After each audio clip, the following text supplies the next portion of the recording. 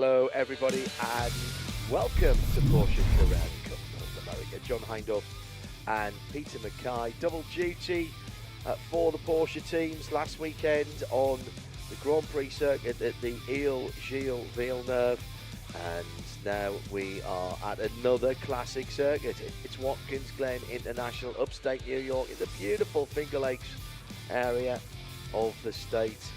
An area that people come to all year round for the brilliant views, for the great hiking and cycling and boating and fishing, and it's just good wine, good food, good company, and a great welcome here at Watkins Glen International.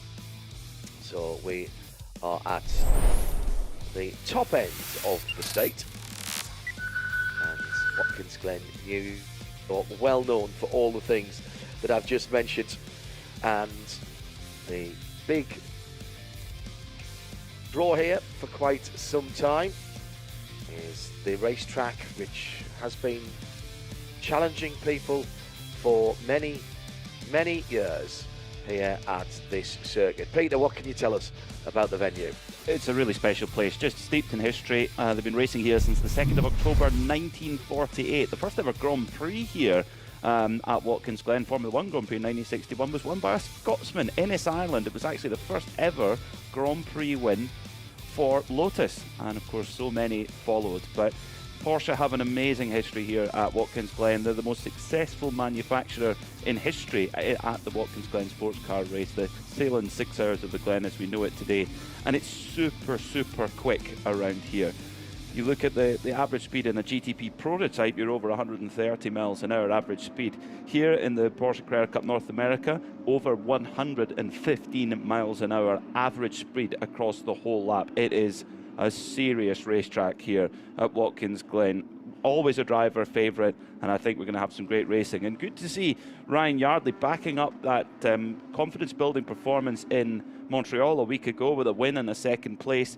He's put it on pole with a lap time of 1:47.349, a tenth and a half ahead of Jimmy Libre. Great qualifying again from Jimmy Libre. Championship leader Riley Dickinson on third on the grid after qualifying, and all three of those drivers covered by just 0.168 of a second, so it's going to be very close out there, I am sure of it. Last year, Ryan Yardley, he took the win in race 1, with Alex Sedgwick taking the win in race 2. Both of them winning from pole position.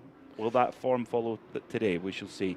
Being led around by the Porsche Taycan safety car. Let's have a look and see where your favourites are.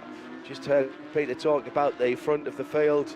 Ryan Yardley, Jimmy Libre on positions 1 and 2 for top racing in ACI. Kelly Moss, Riley Dickinson, the championship leader, with Tyler Maxson, the first of the rookies, in 4th position. Matthias Lees, the Nola Sport, and Zach Vanier on row number 3.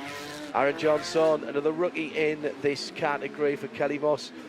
We found out, thank you very much, that his car is called Passion Red. It's an Avery Dennison gloss wrap, and it's called Passion Red. We were speculating on that last time out. Thanks, Aaron, for letting us know. Jared Thomas for company there on row 4 for JTR. Yves Boltas and Michael McCann make up the top 10, and Paul Bocuse for JDX is in 11th, with the best of the Pro-Am drivers, Alan Metney in 12th position, looking to claw some points back on JP Martinez. He's second in the class, but down in 17th position, with Patty Mackay in 18th position there, share row 9. And in the Masters category, Scott Blind on pole position again, with Peter Atwater amongst the drivers who are coming back to the series for the Masters category. 7 in the Masters, 6 in the Pro-Am, and 17 at the top of the standings, making a grand total of 30.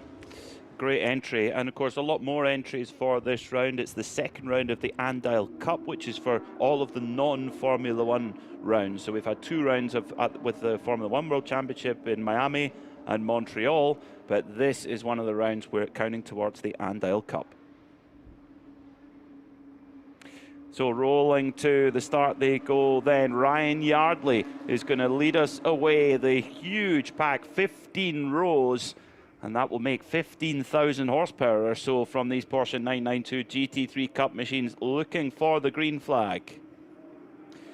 There it is in the air, green flag wave then. Ryan Yardley leads down towards turn 1, super quick down here. Good opportunity though to make a move, and that's what Riley Dickinson's going to try to do on Jimmy Libre, but Libre holds him off. Zachary Vanier's going to try go round the outside, but Dickinson covers it off as well as they head up through the S's. So quick through here as they come up, and there is absolutely no room for error there. If you lose it there, the wall is right there for you. It's like a street circuit, so quick though as they rush out of the S's and then up towards the chicane for the first time. And here comes Dickinson in the white and green Kelly Moss machine on Jimmy Libre, and he goes through. That's a hugely important move for Riley Dickinson, gets the move done on Jimmy Libre and can now set his sights on the race leader, Ryan Yardley.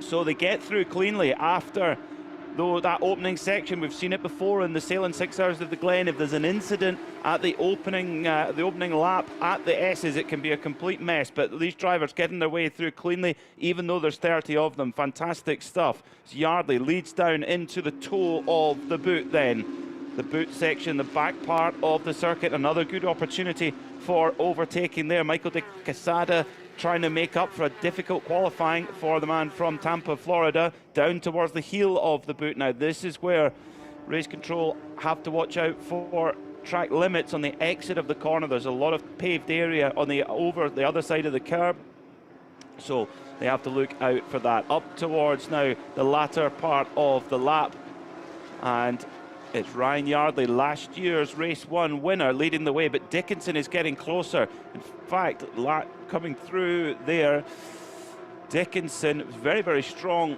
in that opening sector, but Yardley is trying his best to pull away from the Texan as they come over the line. The gap is half a second, so Dickinson pulled it a little bit back in the last third of the lap. Yardley then leads by half a second. Jimmy Libre 1.5 seconds back from the lead. Zachary Vanier over the line in 4th then. 5th is the top of the rookies. That's Tyler Maxson, who's trying to close down the gap in the rookies to Aaron Johnson, who leads the way at the moment in that championship by 16 points. But in the ExxonMobil Pros, it's Ryan Yardley who leads from Dickinson, and Dickinson is right on his tail. He's gained a couple of tenths going up towards the chicane, the bus stop, which was built in 1992 to try and slow the speeds down, and it's still a super quick circuit. And here comes through Dickinson. What a move there into the outer loop. Dickinson is on the charge here, so Dickinson takes the lead then from Ryan Yardley. Fantastic stuff then from the champion in 2023. Riley Dickinson took a year away from the championship in 2024, had other racing commitments, but this year he's back with a vengeance. Different tyre manufacturer, of course, Yokohama tyres here for the 2025 season, and he has just got back into this car like a pair of comfortable slippers. So Riley Dickinson then leads out with still 37 minutes to go. Remember, this is a mini endurance, really. So the drivers, full cars right now, and have to think about what's going to happen in the last 10 minutes or so of the race. This is an extremely quick circuit in places, Peter. Learning skills that will help them as they go through their racing career, and that's absolutely what this championship is about. It is, and it's also about putting yourself in the shop window as well. You look at last year's champion, Luke Hartog. He raced at Le Mans this year. He's racing at the Nürburgring 24-hour this weekend. He's racing at the Spa 24-hour next weekend. That is what this championship can do. Is, oh no, the final corner. Michael de Quesada is off the road. He's spun around. The hazard warning lights are flashing, so the disastrous weekend continues. For Michael de Quesada, it was a dreadful qualifying for the Floridian in 14th place, and that is going to be no points from where he is right now. See if we can work out what happened there as the leaders go into the bus stop for the 3rd time of asking. Riley Dickinson's pulled out more than half a second on the field. In sunshine here with 23 Celsius in the air and 39 Celsius. Michael de Quesada has come into the pits. 23 and 39, as I say, on the track. That will be giving the Michelin tyres quite a workout. Those Yokohamas, yeah, getting a real workout, because the track temperature is so high. It's so greasy here at Watkins Glen. Of course, lots of different track action going on, of course, and that, of course, rubbers the track in as it goes. But Dickinson, whatever the surface is, he is just pulling away, determined to increase his championship advantage over Ryan Yardley, who, after finishing second, a close second behind Riley Dickinson at Montreal, he was absolutely despondent when he actually took forever to get out the car. He was just sitting there with his helmet on in a zone, almost having a word with himself, and he frustrated. But you're trying to chase a really high bar here with Riley Dickinson. He's such an impressive young driver. Amazing to think he's still in his early 20s. It seems like he's got a lot more experience than that age suggests. 23, I think we said last time out, and he hasn't aged a year since then. Up through the climbing Esses, then onto the first of the longer straights here at Watkins Glen for the leaders. Ryan Yardley at the moment has no answer for the leader in the classes. Alan Metney up to a strong 13th position at the moment, but he's got Patrick Mulcahy right in his wheel tracks. That's about a second as well. In the Masters category, Scott Blind is in 18th position. His closest competitor is Peter Atwater in 21st position in the JTR, and it's Rob Walker for JTR Motorsports Engineering who is next up in that category. 3 categories, the cars are all the same. It is the drivers that are making the difference in the classes. 4 litre, normally aspirated, flat 6 engines, and producing a little over 500 horsepower. Of all the things that have changed down through the years, and even in the last few years, that has remained constant. Even when we went to these cars, the Type 992, the engine continued over. And why would you change it? It's a winning formula. It sounds great. It is just a classic Porsche sound. And you can still get it in a road car, in a street car, either with the big wing as the GT3 or the GT3 Touring, which is a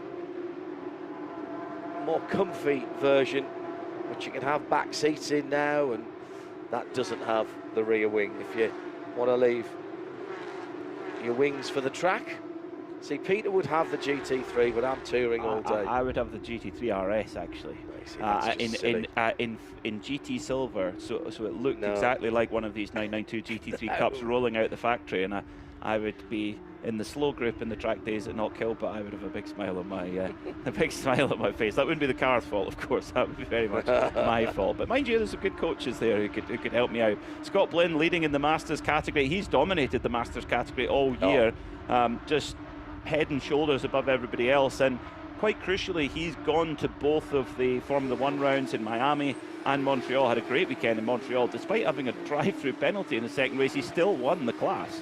So he's really marching to a good lead in the Solaris Aviation Masters class. He's on 162 points. The nearest competitor is Todd Parriott on 107. So Scott Blinn now just got to focus on getting race finishes, and he can put himself in a really clear position by the time we head towards the end of summer and into early fall when the championship concludes. He could have it wrapped up early if he keeps up this form in that bright yellow and purple Ruckus racing machine. Certainly does cut a dash, doesn't it, in terms of its livery. Gone are the days when we would have had a field full of Carrera white Porsches.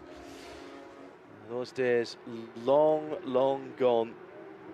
And the livery artistes, and that's what they are, so creative nowadays with aero paint, film and vinyl, and that Avery Dennison wrap that we were talking about from earlier on, that passion red. I wonder if I should do a colour change on my road car to that. That would the Jomson special. I like that. Yeah, absolutely. Dickinson is checking out here. 1.6 seconds to the good right now. As Yardley put in his personal best through sector 1, he's trying everything he can, but Dickinson is just that 0.5% better per lap at the moment, and that is what Porsche Carrera Cup racing at the very highest level is about, is those tiny minutiae. You cannot afford to make errors. You have to be perfect over and over and over again, which, as you mentioned earlier, John, I think it's a great point. Training to be a sports car factory driver in the future. Absolutely. When you have to do an hour stint, big crash into 3-car the incident. chicane. And 2 of them have rolled to a halt. Marco Cironi is one of them. That is the silver 84 car. That is GT silver. So Peter Atwater was having a scrap with 22nd and 23rd position, in 2nd in Masters and 5th in Pro-Am. Marco Cironi is the one that hasn't got going. Canadian driver. This will bring out the Porsche safety car, I think. It looks like right rear suspension damage. It was in the braking area to the bus stop. I think there was a 3rd car involved there, Peter, but I couldn't quite see who it was. It's going to be the braking into the braking area. Well, that was just Cironi locking up across the front. The cars that I thought were involved were actually behind. Masterful piece of avoidance then by that number 17 car of Peter Atwater. Was it the 17 or was it the 12? It was the 12. Peter Atwater who drove through the little chicane of the chicane. How did he miss that car? That is not what you're expecting coming up. AMR safety crew already there. So coming up to that, and Rob Walker's got damage as well. Was he in the vicinity? Yes, he was. Oh my goodness me. That is super driving from Atwater. I don't think there was any... was there No. So the damage on the Rob Walker car was from earlier on in the race, because there was an incident under investigation. So with a number 18 car, that's the Herbie, the Beetle car. The Herbie Beetle car is a 53, and was Richard Edge that was involved in that. That was reviewed inconclusive. So that'll be where the other damage came on Rob Walker's car. But what's strange is that it looked like a full wheel lockup under braking, but these cars have anti-lock braking system on them. So there's a slightly unusual one there for Marco Cironi. That's a pity for Cironi, always a strong driver in the Pro-Am category. Hasn't got a win on the board yet this season, but he's been in the running for it. He's trying hard to get that category win in the Solaris Aviation Pro-Am category. The number 53 there with a bit of damage to the right-hand rear. Just behind that Yokohama Advan tyre. Not slowing him down too much on the fast straights, but it's by no means the most efficient aerodynamically out there at the moment. I think the issue here is we're going to have to lift the Marco Cironi car. And Marco has been having a good run as well in the Pro-Am. Yeah, he's sitting 5th in the championship at the moment. He's 50 it's points. Very tight, 3rd down to 5th though, isn't it? Yeah, definitely close to effectively podium position over the season, if you like, because Alan Metney is only 19 points ahead of him. JP Martinez has just had a fantastic year, 129 points. And of course, don't forget that a lot of the drivers at the front of the championships overall right now have had 2 Formula 1 rounds, which a lot of the drivers aren't doing. They're mainly aiming at the Andile Cup, which is for just the IMSA sanctioned rounds. So we started off in Sebring. That's the only round actually that the Andile Cup drivers have had. So and then we get more into a rhythm of things with IMSA circuits as we go out through the rest of the year. It's Peter Mackay with me, John Hindhaugh, in the IMSA Global Broadcast Centre. Porsche Carrera Cup North America coming down to just over half distance. Porsche safety car out in front. Great news for Ryan Yardley, because Dickinson was gone. He was checking out. How many times have we seen it? I was thinking to myself, we've seen this film before several times. Riley Dickinson just slowly but surely building a gap and not relenting until the checkered flag. This gives an opportunity now for Ryan Yardley to think, right, I've got to try and spring a surprise, and he's got to try and do it quickly off the restart and ruffle Riley Dickinson's feathers, because it seems over a single race lap, it seems that Dickinson has the edge. His best race lap is a 149.8. Yardley's best race lap is a 150.2. That's quite a big margin in Porsche Carrera Cup North America. To give you an idea, that would be the difference between pole and fourth in qualifying. So that is quite a big difference. So interesting that Yardley was quicker in qualifying over the single lap, but it seems on race pace Dickinson's got the edge. But when it, we might go back to green flag racing with 15 minutes on the clock, maybe slightly more, slightly less, and that gives an opportunity for a real shootout. And Yardley he's definitely going to be happy to have seen that safety car come out. Sub 2 minute lap here, Peter. So even if it was only 10 or 12 minutes, you're still going to get 6 or 7 laps. Yeah. And that's enough to make a difference. Just a little bit of concern as to the safety barrier on drivers left there, and not necessarily the barrier itself, but just some of the stakes that hold it in place. And they are just having a look without the safety team and track services. Our thanks to both sets of hard working volunteers without whom we can't go racing. Now this is why we're in caution. Marco Cironi in the GT Silver car, losing it under braking in front of Peter Atwater in the highlighter coloured car, the green and white machine. And how they didn't come together, I don't know. It looked like a fairly innocuous hit on the guardrail, but it's done damage to the right rear suspension of Marco's car. And that's why it's on the back of the rollback. He's on his way back to his pit, to the pits, actually his car is. That may live to fight tomorrow in the second race. I would hope so. Peter Atwater will be absolutely fuming that he dropped from a Masters pole position. I think he was in second at the time, and drops down to 6th. And of course, under the yellow, he's not getting a chance to move back up the field. However, a masterful, see what I did there? Okay, I like it. Yeah, I'm with you. A masterful piece of avoidance. We've also already lost, before that, Michael De Quesada, who had issues very early on. In fact, just on the first lap of the race. At the final corner of the first lap, yeah. So it may well have just driven into the pits from there. So, yeah, it's a season that started off so well for Michael De Quesada and the Allegra Motorsports machine, but it's just sort of the thread is kind of unraveling a little bit over the last few rounds. He's got pace. He's a quick driver. He's won the Rolex 24 in the GTD category before, so he can do it. It's just things not quite going their way. Maybe just overdriving slightly. Maybe just trying too much to make things happen, which is totally understandable for a young driver. These cars are very particular. They are not, as we said in Canada, they are not GT4s. They are not GT3s. And the Cup cars have a particular driving style. And there have been some very, very good drivers down through the years who just haven't got on with them. Some pro drivers who've come in as VIPs into the various series around the world. And it is not, you don't just jump into this and start running at the front of the field, Peter. No way. No, you don't. It's unless you are something really, really special indeed. But in general, everyone has to serve their apprenticeship. If you look at someone like Lauren Heinrich, who's a very good example, someone who is the reigning IMSA GTD Pro champion, winner at Sebring this year, and at the moment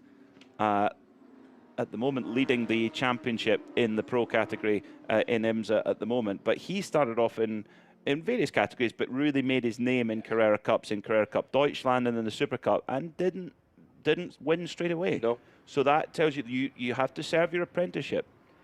That said, as the safety car lights are out on that very nice Porsche 911 at the front of the field, was that what led them round? I thought that was a four-door that led them round to start with.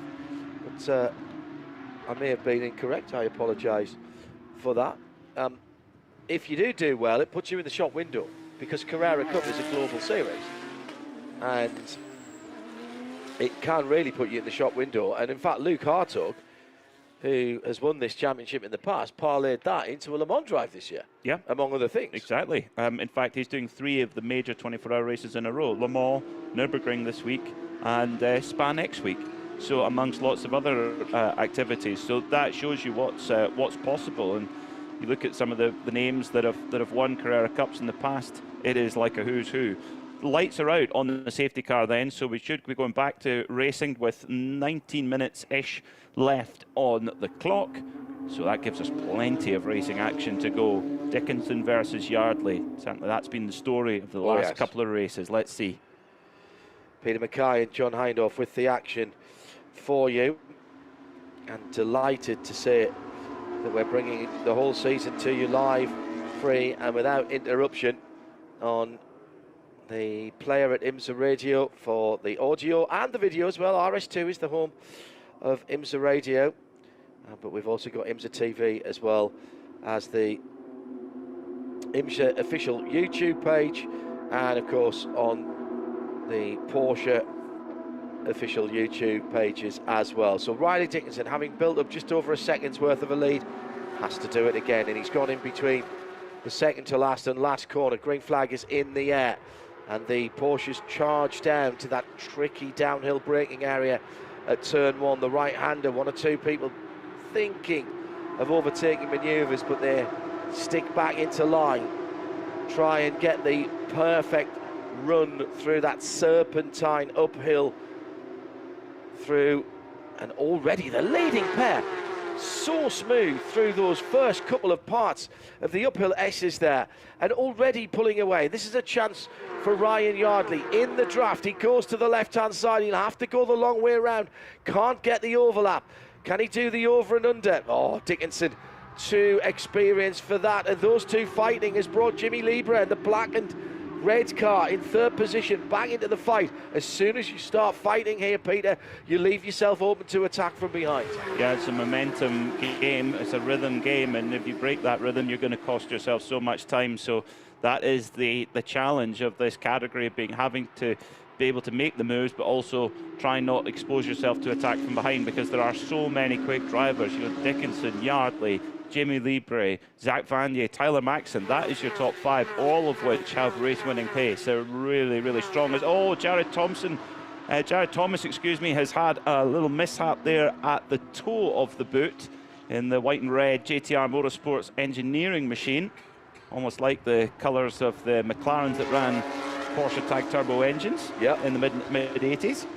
I think there was a GT1, 911 GT1 or GT1 Evo that ran in those colours as well in one of the European championships. Jared runs that colour scheme on his other IMSA car, which is in the Mazda series. He's still very much a leading light in that, and has used some of his prize money down the years to start JTR Engineering and JTR Motorsport, and more power to his elbow. Clearly a young man with a plan, not just for his driving, but also for his racing business, which is a very smart thing to do. As you were, really, at the front of the field, we had the 911 Porsche safety car out, Peter, but Riley Dickinson, he hasn't quite stretched out to what he had before, but half a second within a lap of going green. Now let's see if we can work out what happened to Jared Thomas on the far side of the circuit. Another car involved, we think, was Michael McCann. Let's see if we can... Oh yes, it was. Yeah. The number 8 silver car, another one that's in GT silver. Yeah, that might be a different car to what Michael drove at Montreal a week ago, because he hit the wall there and had to retire. So it might be that they've had to go to a spare car or what have you. But pretty not great for poor old Jared Thomas there, getting cleaned out there at the toe of the boot. How good does that JTR car look though in those chevron red and white colours? Fantastic. Yeah. I haven't seen a 992 running in those colours, and I do like the fact that so many drivers who race Porsches, even the current model of Porsches, do, and even Porsche themselves, do sort of plunder the back catalogue of Porsche racing liveries in the IMSA WeatherTech Sports Car Championship. Of course, the Porsche Penske Motorsport 963s running at the front of the field are running variants of the old Salzburg livery, which goes back a few years before Peter Mackay was even a twinkle in his father's eye. That was, the colours of Mrs. Piech's team. Yes. Dr. Porsche's daughter, whose son was Ferdinand Piech. And that was, two works teams, basically. The Gulf JW Engineering team and the Salzburg team, which weren't really supposed to be there. And I don't think the Gulf team were very happy, but that's all part of Porsche's amazing folklore. Not many brands like it that have such a glowing history and so many interesting anecdotes all the way through the generations. Particularly here at Watkins Glen, this was where Hurley Haywood had his first proper big international win, alongside Peter Gregg in a Porsche 911. He'd just come back from actually serving in the military, and managed to win in category there, and went on to a great career with Porsche. So real dreams have been made here at Watkins Glen in Porsche. This looks like another demonstration drive in some respects here, Peter, and I say that with all respect to Ryan Yardley in second place, but goodness me, once again, it's an absolute masterclass by Riley Dickinson, who did not start on the front row today. No, he didn't. No, we must remember that, actually. I mean, amazing start. It didn't have quite the qualifying he wanted, qualified on the second row of the grid, and made his way through. You know, the last two races here have been won from pole. So that is really changing the narrative of what we've seen here in the past in the Porsche Carrera Cup North America here at Watkins Glen. In the other classes, we've got Alan Metney's leading the way in the Solaris Aviation Pro-Am category, so good, just ahead of championship leader JP Martinez. Then in the Masters, Scott Blind is doing what he does best, leading by 3.4 seconds from Rob Walker in Herbie the Lovebug. With a little bit of damage on the right rear of that car, but it doesn't seem to be slowing down that car at all. Scott Blind under a little bit of pressure at the moment, but that's from the Pro-Am driver. That's Patrick okay behind him, so doesn't have to fight that one too hard. The only thing I would say is that, well, no, actually the next Masters car is Rob Walker all the way down in 21st. So since Peter Atwater had to avoid that incident, and in fact he has been through the pits. Peter Atwater has been through the pits and rejoined at the back. So and the good thing for Scott Blind is in that Solaris Aviation Masters category is that not only is it a 4-second gap, it's the several cars between him and Rob Walker, which is worth its weight in gold, even more than the actual time gap is the cars in front. Ryan Yardley is trying everything he possibly can here to try and close down Dickinson, but Dickinson is just not making an error. He's driving like we've seen him do so many times before. There's a bit of debris now. Yes, it isn't the Black Mamba, which is what it looked like for a moment there. Now that is a very quick part of the circuit, and full course yellow for that debris. Yeah, I thought that might have to be the case because it's a very quick part. Peter. Yeah, over the rise, coming into the heel of the boot, into the right-hander in a GT3 car. You're doing 135 miles an hour in there, so you won't be much less than that in a GT3 Cup. I think this might be a tiny little bit quicker because they haven't got quite as much aero. Probably slightly less because they're not going to carry as much speed out of the toe of the boot without the lack of aero, but it's not far behind. The straight line speed of these 911 GT3 Cups is every bit as quick as a GT3 Cup. Now that is the little piece of, very important piece of aerodynamics from the front of the car. We talk about this pretty much every single Carrera Cup race that I've commentated on down through the years, and trust me, there's been quite a lot, whether it was the UK, Asia, or here in America, or indeed any of the other races, Super Cup, etc., that I've called down through the years. Whatever the type of car, we're on 992s now, that's the type number, it is just underneath the front air dam. So all the nice, pretty painted pieces, and then this bit of sort of a rubberized interference fit front, almost like a chin spoiler is the best way to say it. It doesn't stick out a very long way, but it goes all the way along the bottom of the front air dam, and then it spreads out and wraps around the front edges of that air dam towards the wheel arches. The road cars have them too. Underneath the ones on the road cars, there's a little drop-down sort of reverse gurney flap, which you can replace independently. So if you do catch a speed bump or something like that and you give it a little bit of a rub, you can't take that off. Now, on the road car, it's quite important. On the race car, it's super important because it is managing the air around the front of the car. And frankly, without it, you're going to burn up your Yokohama Advan tyres, particularly on a fast circuit, because you're going to get push, you're going to get understeer, and that is just going to make you wish for the checkered flag and that you were back in the paddock area. And the amount of times we see them removed from the car that they started with, I suspect there is a long queue at the parts truck after every Porsche Carrera Cup North America race, and I'm sure they have many in stock in the Porsche Motorsport truck. Jared Thomas coming through the pit lane, and he was in there for a minute and a half, so must be taking some sort of repair. Also, Peter Atwater, when he came into the pits, was 7k over the limit, so he'll have to come back through. And that was about 5 minutes ago, wasn't it? So I think he's done that. Yes, he has. So the drive-through here is 38 seconds. That's the delta for the drive-through. That's going to be worth remembering for when we do the Michelin Pilot and the IMSA WeatherTech Sports Car Championship as well. So the safety car lights are already out. Riley Dickinson will have to do this again as he comes back to the line. Peter Mackay with John Hindhaugh watching. Not sure then why Jared Thomas felt the need to come through, but he did have that spin earlier on. Well, he with was hit by Michael McCann. That is going to be reviewed post-session. Say race control. So now last time Riley went towards the end of the lap between 10 and 11. This time he's held on just a little bit longer, gets to the middle of the final corner and then gets away, and once again he's jumped away to a perfect lead. He's not going to be challenged. Down into turn one as he went across the line, he had over a third of a second.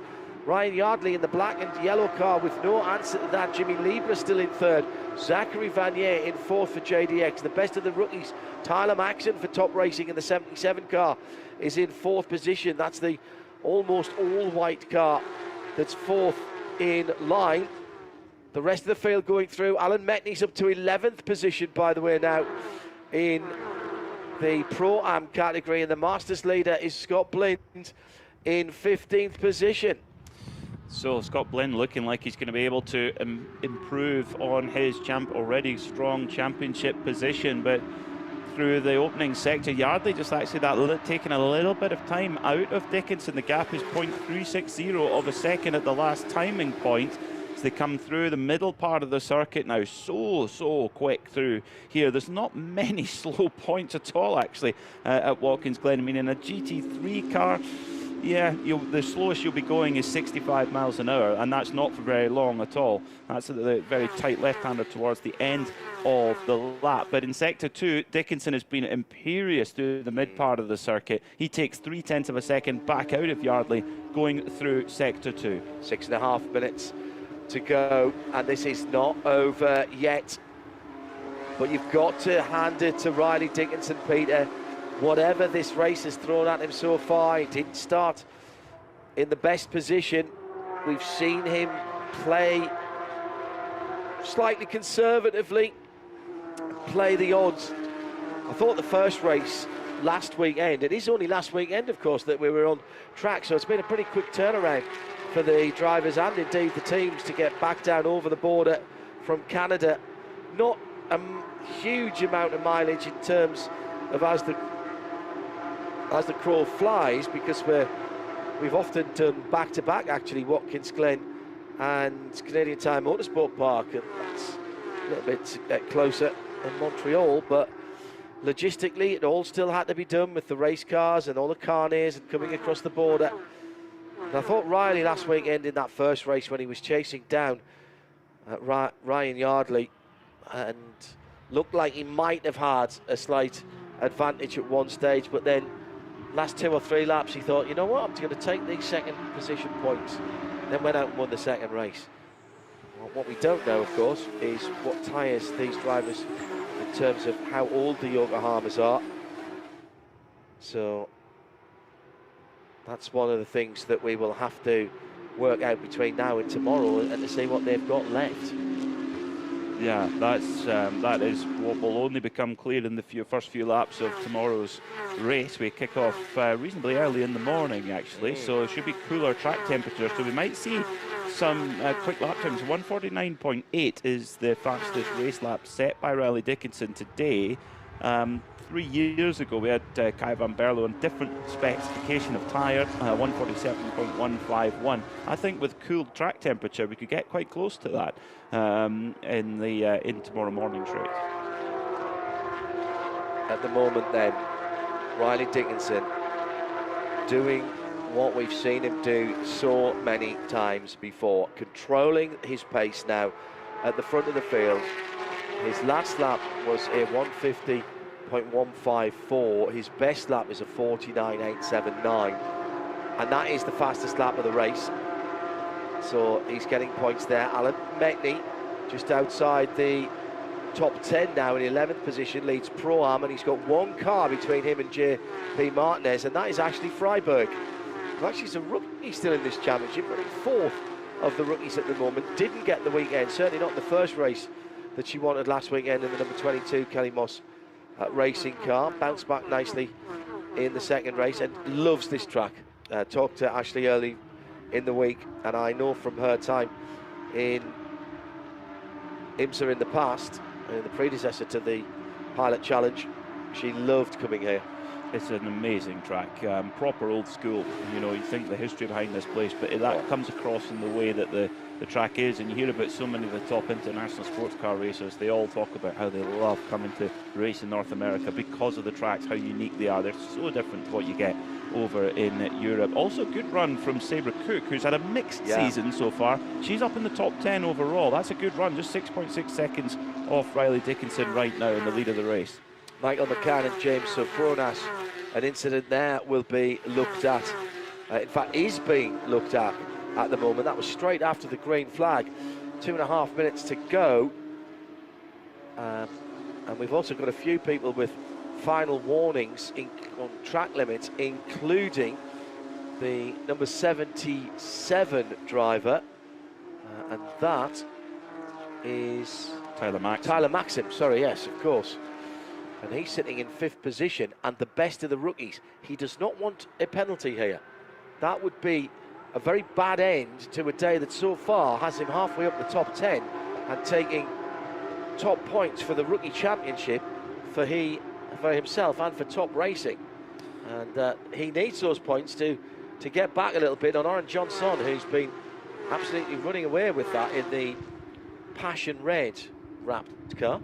Yeah, use that a lot now. 16 points between them at this point. Two really good young drivers, two really nice young men as well, who are both trying super hard to climb up the motorsport racing ladder, which is not an easy thing to do. Believe me, it is tough, and that is what they're doing. But out front, Riley Dickinson now will he be? Yeah, we'll have one more lap to go after this one.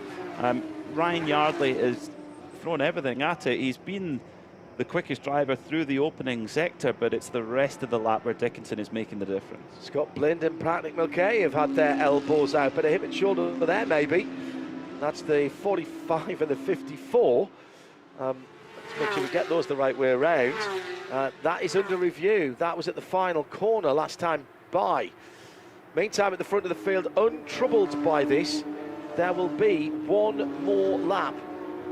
The white flag being readied for Riley Dickinson in that Racing for Children's livery, which has been adorned on many cars down through the years. What a great charitable effort.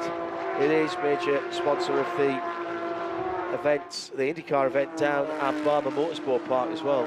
It is. I remember speaking to Kai van Berlo about it, who drove in this car in the past, and he said he actually went to visit the children's hospital. That's part of the programme. The drivers go and they speak to the children in the hospital, and he said it was a really powerful experience, and it really gave a real purpose to what they're doing and real vision of what they're doing. And yeah, with racing, especially when you've got a car at the front of the field, it creates a lot of awareness. There's a lot of eyeballs on that car. Yeah, absolutely. Thank you for joining us wherever you've been watching from around the world. And a reminder that all of the rest of the season is here, live and free, without any interruption. Peter and myself taking you through the action, and that's rest of the season starts tomorrow, because we do have another race, as Peter mentioned. Check local listings for details is I think the appropriate word, because we work across so many time zones now. It almost is impossible to say hello to everybody at the right time, so we just say hello rather than anything else. No action after review on the Scott Blind. Oh, check that on the Scott Blind and Patrick Mulcahy action that will happen at turn 11. So what can you say about Riley Dickinson that we haven't said in pretty much all the races this year? Even when he hasn't won, he scored well. Even when he hasn't won, he's raced with the championship in mind. It was very much top of his list of things to do when he came into the championship. He's made no bones about that. That can be a blessing and a curse. A blessing in that he's been very focused, Peter, but a curse if it doesn't go right. You've really set yourself up to fail in some respects. Yeah, well, he's just showing you the class act that he really is. Amazing job from Riley Dickinson. Round the final corner, and race 1 at Watkins Glen International on the sailing 6-hour weekend for Porsche Carrera Cup North America.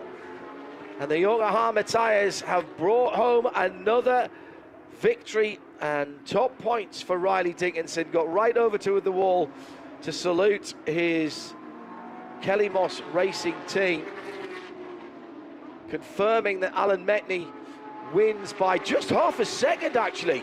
JP Martinez was right there at the end in the ACI Motorsport car for Pro-Am, and in the Masters, Scott Blind well ahead of Todd Parriott in second, Jody Miller in third, Richard Edge in fourth. Problems early on for Michael De Quesada.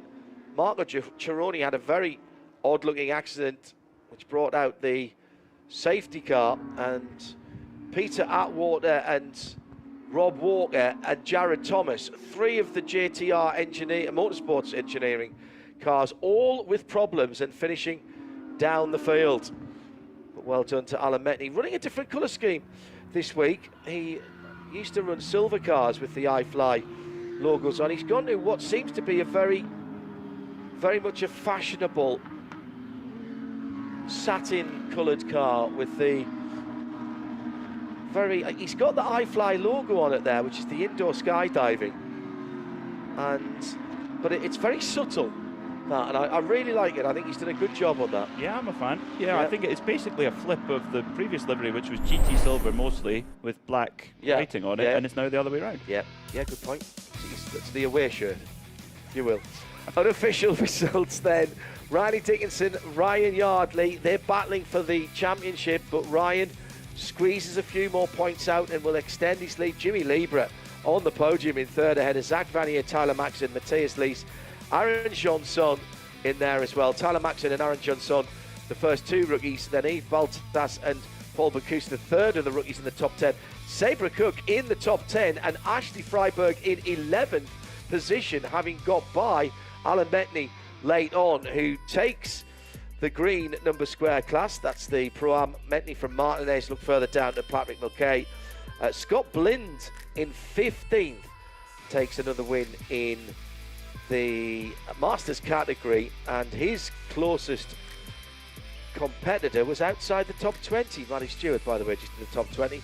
Decent scrap for second, third and fourth between Todd Parriott, Jody Miller and Richard Edge in the Masters category. Everyone from Jared Thomas down had some kind of drama or issue, and there's a lot of JTR cars down there. Marco De Quesada, the spin at the end of the first lap, and then came straight in to the pit lane. Riley Dickinson does it again. We are running out of superlatives for this young man, and his hold on the championship continues to look more and more impressive. I don't know if he's got a summer holiday planned where he's going to miss a couple of events, but right now I would think everyone else in the pro class, Peter, is throwing the hat around and trying to get him off on a 2-month cruise. Things can turn around very quickly, though. I've said this all year. You know, Riley himself had that issue in Miami where he had to start at the back of the grid, and that he didn't win either race. So Ryan Yardley's just got to keep his head down, keep doing what he's doing. He's much closer to the front than he was at the start of the season. If he can keep doing that, it keeps Riley Dickinson under pressure, and pressure does funny things to even the best of drivers. He's built up a nice cushion of points. Thanks to our IMSA officials, of course, to all of the marshals and the corner workers and track services, especially as ever to our fabulous camera operators. And Alyssa was in our ear with a new intern. Hello, Alison, and thanks for being with us. Peter Mackay with me, John Hindorf. We'll be back doing it again. Can Riley Dickinson make it a delightful double here at Watkins Glen International? Tune in tomorrow to find out. Bye-bye.